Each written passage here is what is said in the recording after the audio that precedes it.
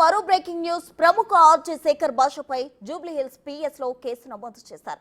ఓ media సంస్థ వద్ద తనను కాలుతో తన్ని శేఖర్ భౌతిక దాడి చేశారంటూ జూబ్లీ హిల్స్ పిఎస్ లో లావణ్య ఫిర్యాదు చేసింది.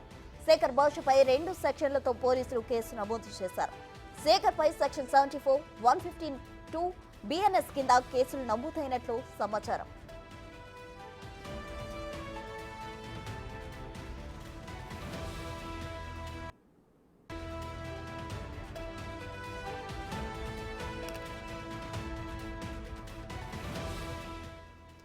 ప్రముఖ ఆర్జే శేఖర్ భాషపై జూబ్లీ హిల్స్ పిఎస్ లో కేసు నమోదు చేశారు. ఓ మీడియా సంస్థ వద్ద కాలుతో తన్ని శేఖర్ భౌతిక దాడి చేశారంటూ పిఎస్ లో లావణ్య ఫిర్యాదు చేశారు. దీనికి సంబంధించి మరిన్ని వివరాలు మా ప్రతినిధి రానా లైవ్ లో అందిస్తారు. ఫోన్ లైన్ లో అందించేందుకు సిద్ధంగా ఉన్నారు. రానా, చెప్పండి. అయితే ఏంటి ఈ లావణ్య ఒకసారి ఫిర్యాదు చేస్తుంది, అటు శేఖర్ భాష ఓ వైపు ఫిర్యాదు చేస్తున్నారు. ఏంటి వీరి మధ్య వివాదం ఎంతవరకు వెళ్లే ఛాన్స్ ఉంది?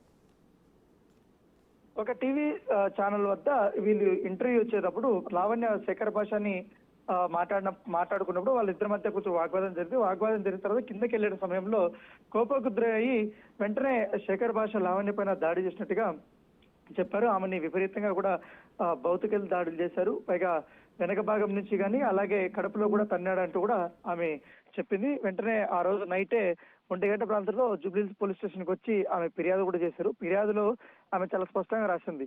లావణ్య వైఫ్ ఆఫ్ రాజ్ తరుణ్ అనేసి పెట్టింది. ఏజ్ తో పాటు ఆమె మెన్షన్ చేసింది.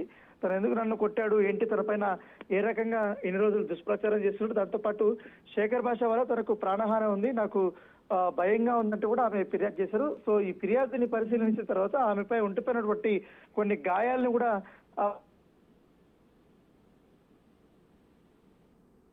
రోజే శేఖర్ భాష తన పైన లావణ్య దాడి చేసిందంటూ కూడా మరొక ఫిర్యాదుని లావణ్య పైన శేఖర్ భాష నాసింగ్ పోలీస్ స్టేషన్ దగ్గర కూడా చేసినటువంటి నేపథ్యం కనపడుతుంది. సో రోజు రోజుకి ట్విస్ట్ మీద ట్విస్ట్ వస్తున్నాయి. ఒకరిపై ఒకరు ఆరోపణలు చేసుకుంటారు. మధ్యలో కానీ ఇప్పటికే రాజ్ తరుణ్ నుంచి కూడా ఎటువంటి సమాధానం అయితే రావట్లేదు. కావాలనే శేఖర్ భాష రాజ్ తరుణ్ ఈ యొక్క విషయాన్ని పక్కన పెట్టే విధంగా, డైవర్ట్ చేసే విధంగా కూడా వ్యవహరిస్తున్నాడు.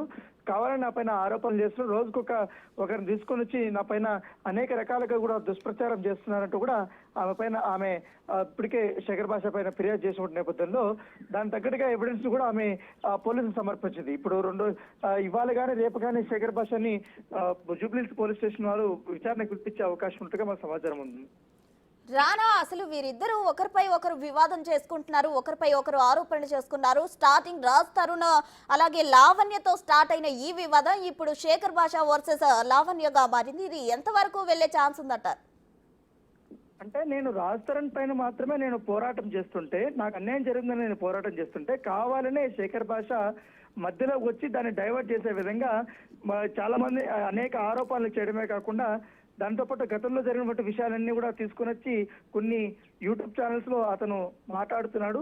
దానికి నేను కౌంటర్ మాత్రమే ఇచ్చాను కానీ శేఖర్ భాషకి నాకు ఇక్కడ ఎటువంటి వ్యక్తిగతమైనటువంటి పరిచయాలు కూడా లేవు, వ్యక్తిగత యొక్క వైరాలు కూడా లేవు. కావాలనే ఈ డైవర్ట్ చేసే విధంగా కూడా వ్యవహరిస్తున్నాడు. రాజ్ తరుణ్ దీని వెనకాల ఉన్నాడంటూ కూడా లావణ్య పదే చెప్తుంది. అయితే కొన్ని రోజులు ముగిసిన తర్వాత లావణ్య పైన డ్రగ్స్ సంబంధించిన విషయంలో కొన్ని ఆరోపణలు కూడా చేశారు. ప్రీతి, ఉదయల్ని ఇద్దరిని తీసుకొని వచ్చి శేఖర్ భాష అనేక మీడియా సంస్థలలో ఆమె పైన కొన్ని ఆరోపణలు కూడా చేసినప్పుడు దాన్ని దిట్టిగానే ఎదుర్కొంది. తర్వాత 2-3 రోజుల తర్వాత లావణ్య కూడా ప్రీతి అలాగే ఉదయ్ మాట్లాడుకుంటున్నటువంటి కొన్ని ఆడియోలు రిలీజ్ చేసింది. వారు ఏ రకంగా కుట్ర చేశారన్న దానిపై కూడా ఈ ఎవిడెన్స్ అన్ని కూడా పెట్టిన తర్వాత ఈ కేసు మరొక మలుపు తిరిగింది. తర్వాత ఇప్పుడు దాడి విషయాలు కానీ ఇప్పుడు కేసుల చుట్టూ కానీ ఇవన్నీ తిరుగుతున్నటువంటి పరిస్థితి కనపడుతుంది.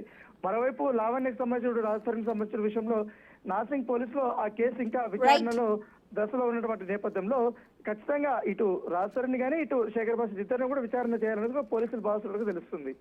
Right Rana, thank you.